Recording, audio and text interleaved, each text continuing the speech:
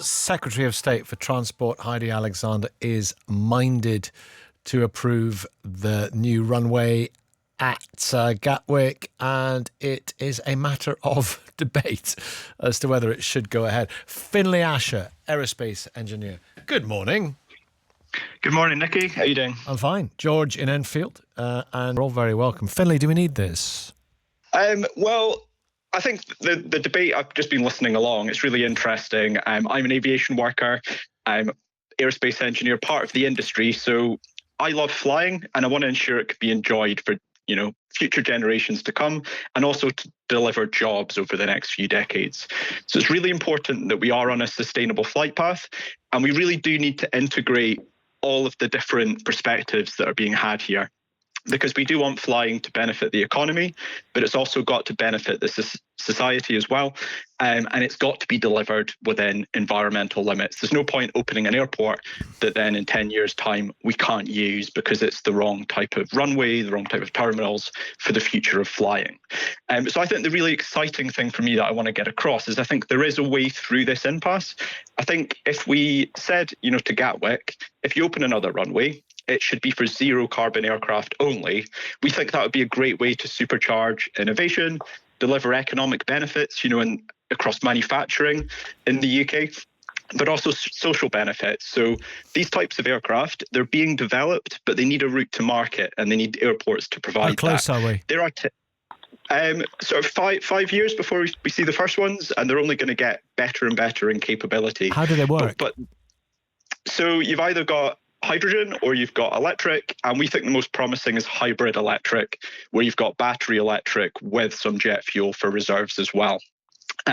So you need charging infrastructure at airports. You need fundamentally different terminals because they'll carry different numbers of passengers, but also because they're electric, they can spread out propellers across the wing, and they're fundamentally lower noise as well as lower air pollution, all things that are really impacting communities living under flight paths. The other cool thing bit by bit, they carry different numbers of passengers.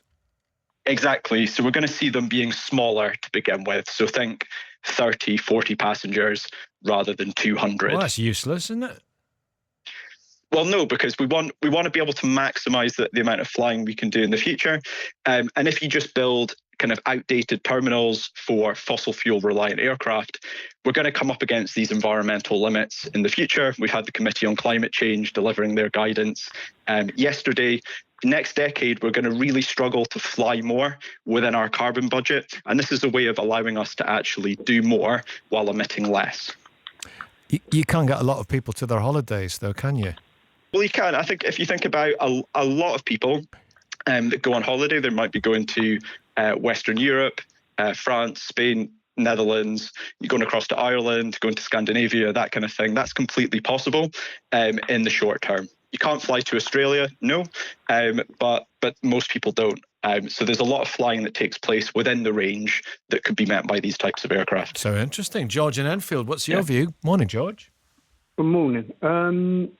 My view, I'm just wondering what guarantees we've got, because we constantly hear from lobbyists, big business, in all sectors, how this is going to improve the life of the general public, how it's going to improve the economy, blah, blah, blah. Now, how do we hold these companies to account when they constantly, we've got food companies doing it, you've got all sorts of companies. How do we hold them to account when they constantly talk something up, and when it actually comes to fruition, it doesn't work at all, doesn't work like they said, and it only suits a few people that are making money? Exactly the same as the stock exchange, exactly the same as bailing out the banks in 2000. That only worked for a few people, but it's all lobbyists. We've got a constant stream now in this country of advertising and lobbyists all working against what is good for the public. There you go. There you go. He's got a point, Finlay, in terms of spiralling costs being nothing like the initial estimate. We've seen that one before. Yeah, we've seen that one lots of times before. Yeah, Finlay.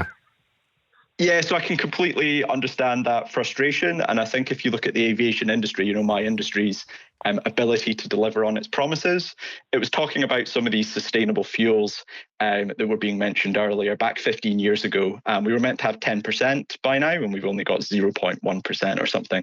So I think that's completely correct. Like, how do you hold, how does the government ensure that these companies, if you open Gatwick or any other airport, that they don't just create more noise, create more emissions than they say they're going to do when they're looking for permission. And I think that is a case of the cart before the horse here.